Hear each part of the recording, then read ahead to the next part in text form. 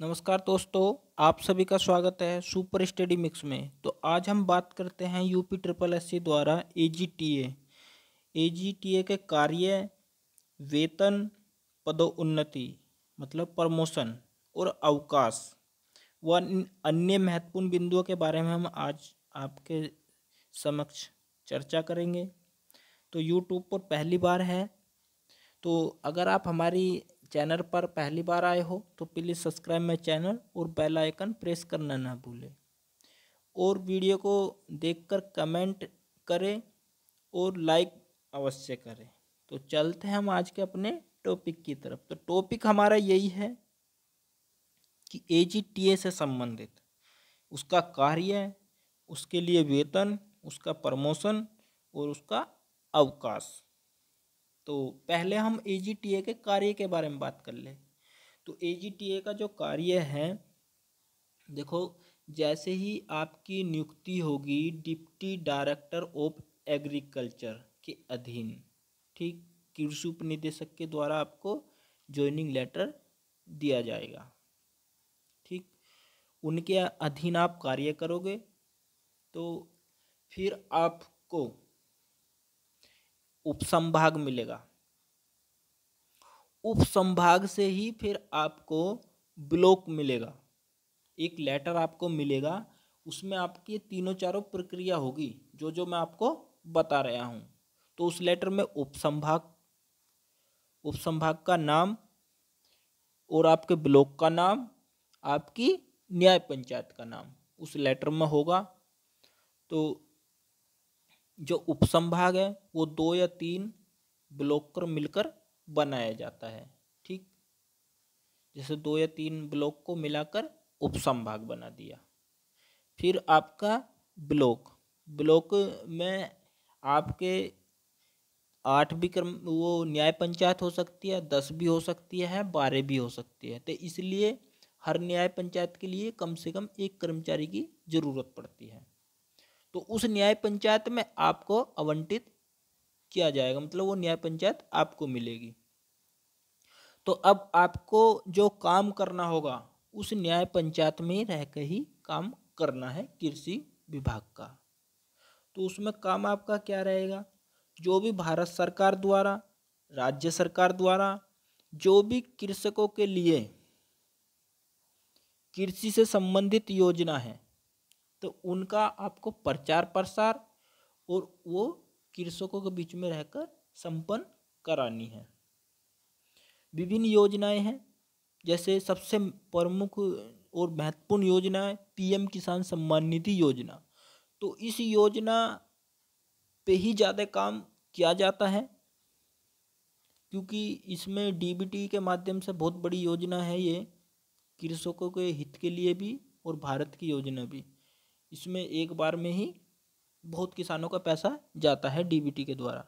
तो इसमें समस्याएं क्या क्या आती हैं?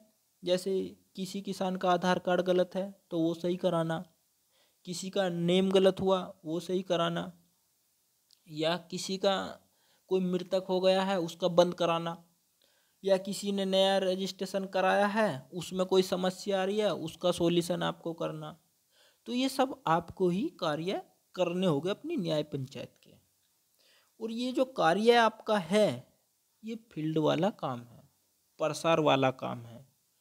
इसमें आप इसमें 2-3 वे होते हैं, डिपार्टमेंट मतलब शाखाएं होती है। जैसे कि आप मृदा सोयल लैब में भी जा सकते हो, पीपीओ में भी जा सकते हो और आप अपने प्रसार में भी जा सकते हो। तो प्रसार में जाओगे तो आपको फील्ड का काम करना होगा और मृदा सोयल में जाओगे तो आपको लैब में रहकर आपको जो भी कार्य होगा वो करना होगा। और कृषि रक्षा में जाओगे तो आपको जो भी दवाई वगैरह होगी तो उससे रिलेटेड आपको कार्य करना होगा। और आपको और क्या कार्य करना है? विभिन्न गोष्ठी हैं, वो सब आपको कृषकों के बीच में रह के कार्य कराना है। अब हम बात करते हैं वेतन की। तो वेतन आपका किस तरीके से बनेगा?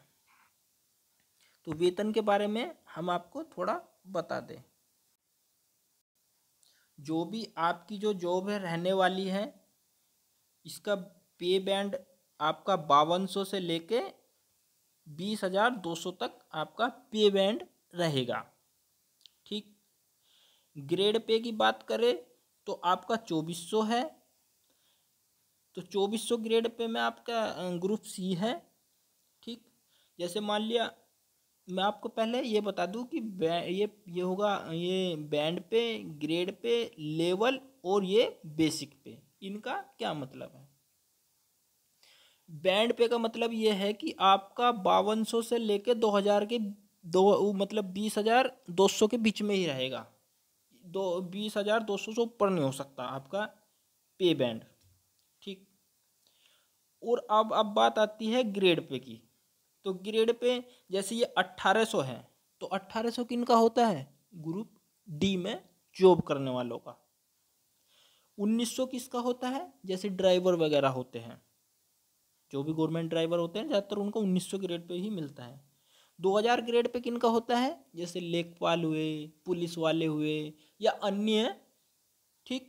बहुत ग्रेड पे ज़्यादातर दो, और ये फोर्स वाले जैसे सीआरपीएफ, बीएसएफ, ये सब 2000 ग्रेड पे की जॉब है। अब 2400 किसका ग्रेड पे है, ये आपका है टीए का, मतलब ग्रुप सी का। और ग्रुप सी में ये अभी आते हैं ये वाले 2000 ग्रेड वाले भी। तो ये 2400 ग्रेड पे हो गया। अब 2800 ग्रेड पे किसका होता है, ये 2800 ग्रेड पे तक आपके इसी उसमें रहते हैं पे बैंड में। तो ये होता है बड़े बाबू जो होते हैं उनका। अब इनकी लेवल की बात करें तो अब जो पहचाना जाता है, अब ग्रेड पे से पहचाना तो जाता है, लेकिन अब लेवल की बात होती है कि आप किस लेवल पे हो। तो अब हम जो लेवल है हमारा 4th लेवल चल रहा है, क्योंकि फर्स्ट लेवल में ग्रेड आ जाएंगे ग्रुप डी वाले, सेकंड लेवल में वे ड्राइवर वगैरह आ जाएंगे, थर्ड लेवल में आ जाएंगे आपके पुलिस वाले, फोर्स वाले और आपके लेखपाल वगैरह। और हमारा जो लेवल है कौन सा, 4th लेवल में के हम हैं। अब बेसिक पे की बात करते हैं। तो बेसिक पे जैसे आपका 1800 ग्रेड पे का, तो 18,000 के करीब आपकी सैलरी बनेगी बेसिक पे। तो इसी तरीके से हमारा जैसे 2400 ग्रेड पे है, तो इसकी बेसिक पे कितनी बनेगी, 25,500। ये है बेसिक पे। बेसिक पे का मतलब ये है, देखो मैं आपको उदाहरण समझा दूं, क्योंकि बहुत कन्फ्यूजन होती है नए नए बंदों को। उदाहरण के लिए जैसे हम कहीं प्राइवेट जॉब करते हैं, तो उसमें हमें मालिक ने बोल दिया कि देखो हम आपको 10,000 रुपये देंगे, 10,000 तो हम प्रॉपर देंगे, लेकिन इस बीच में कुछ आपको भत्ते भी मिलेंगे। ठीक। तो जो वे अलाउंसमेंट और जो भत्ते जो होते हैं उन सबको मिलाकर मान लिया 10 की जगह आपकी 13 या 14 सैलरी बन जाएगी। तो वो हो जाएगा आपका टोटल सैलरी। और बेसिक पे कितना हो जाएगा, 10,000। तो इसी तरीके से आपका जो भी जितना भी पैसा आप जुड़ेगा 25,500 पे जुड़ता चला जाएगा। इंक्रीमेंट लगेगा वो भी इस पे लगेगा। ठीक। इंक्रीमेंट आपका एक साल में 2 बार लगता है, एक जनवरी में लगता है, एक जुलाई में लगता है। अब ये तो थी आपकी वेतन की। जो हमारा जो टीए का फर्स्ट जो सैलरी बनेगा, देखो हर जनपद में सिटी का जो एचआर होता है वो अलग अलग होता है। तो एचआर के हिसाब से थोड़ा सैलरी कम बढ़ती हो जाती है। तो आपकी जो फर्स्ट सैलरी जो बनने जाएगी लगभग 34,000 के समथिंग आपकी फर्स्ट सैलरी बनेगी। ठीक। क्योंकि किसी का एचआर में 400-500 रुपये बढ़ जाएंगे, किसी के में कम हो जाएंगे, तो लगभग 33,700 या 800 के करीब आपकी फर्स्ट सैलरी बनेगी। तो अब हम बात करते हैं नेक्स्ट पॉइंट की। तो नेक्स्ट पॉइंट इसमें क्या है, पदोन्नति। पदोन्नति का मतलब है प्रमोशन। अब ये भी कन्फ्यूजन रहती है कि बच्चों को यार प्रमोशन कब होता है इसमें।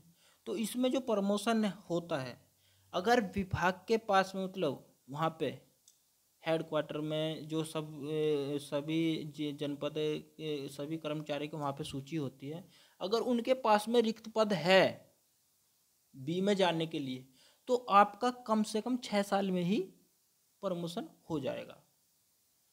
वरना आपको 10 साल बाद अगर प्रमोशन मतलब सीट खाली नहीं रही तो फिर आप 10 साल के बाद आपका ग्रेड पे चेंज हो जाएगा।